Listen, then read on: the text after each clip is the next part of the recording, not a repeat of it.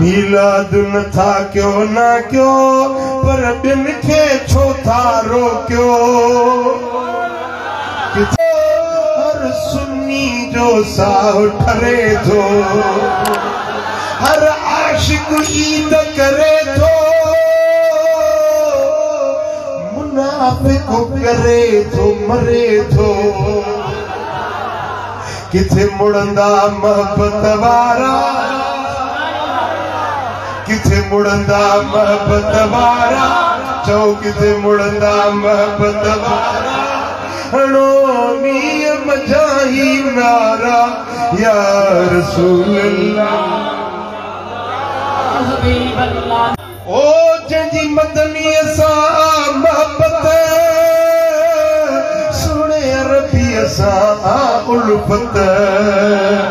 मीलाद उनील सादत मिले नेमत रहमत जन्नत है न दलील पुछन दिल वारा न दलील पुछन दिल वारा हणो नियम जाही नारा या रसूल अल्लाह वरी जो या रसूल अल्लाह अबू लहब खुशी हुई मनाई जने पानी बिन से वाधाई आजाद कयाई माई हर सूमर उन ससड़ाई यो एड़ो अमले खैरा यो एड़ो अमले खैरा हणो नियम जाही नारा या रसूल अल्लाह या रसूल अल्लाह सुभान अल्लाह मुझा दोस्तों अम्मा आमिना साइन जो वक्त किए गुजरियो सुभान अल्लाह हजरत अब्दुल्ला बिन अब्बास का रिवायत व बक़िया फी बतन उम्मी तिसअत अशहुरिन कमला मदीने वारो साईं 9 महीना मुकम्मिल पंजी अमड़ जीजर जे पाक पेट में रहा ला तशकू वजान वला रीहन वला मुगसा 9 महीना अमड़ के न दर्द थियो न सूर थियो न गरान थी न पेट जाहिर थियो न बीमारी थी न तपतो थियो न उल्टियों थियूं जी औरतुन के हमल दौरान कई शिकायतूं थींदियूं आहिनि अम्मा दी फरमाए त मूंखे का तकलीफ़ न आई वहलक अबू अब्दुल्लाह वहुव फी बतन उम्मी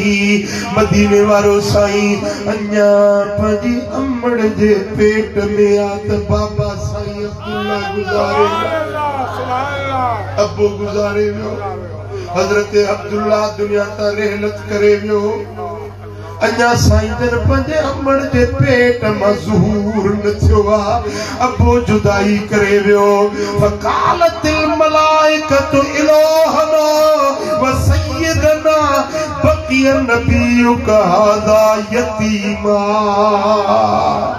मलाइका कहते ओ अल्लाह ओ संजा सरदार ओ संजा मालिक मोहम्मद करीम तुंजो हबीब जमण का आगे यतीम थी वियो अल्लाह अजा जाओ ही नाए विलादत न थी यतीम थी वियो अबो समर विछड़ी वियो तरब फरमायो फकाल अल्लाह ताला लिल मलाइकते अल्लाह पंजे मलाइकन के फरमायो अन लहू वलियुन व हाफिजुन व नसीर हे मलाइको मुझो महबूब पीउ जे प्यार जो मोहताज नाहे मां जी ममता जो मोहताज नाहे मुझे नबी जो रखवाल मां अल्लाह होया मददगार मां अल्लाह होया उन्हें जो हामी नासिर मां अल्लाह पाया बे मलाइको तवा न घबरायो तवा परेशान न थियो मुझो हबीबा उन जो रखवाल मां रब्बुल आलमीन पाया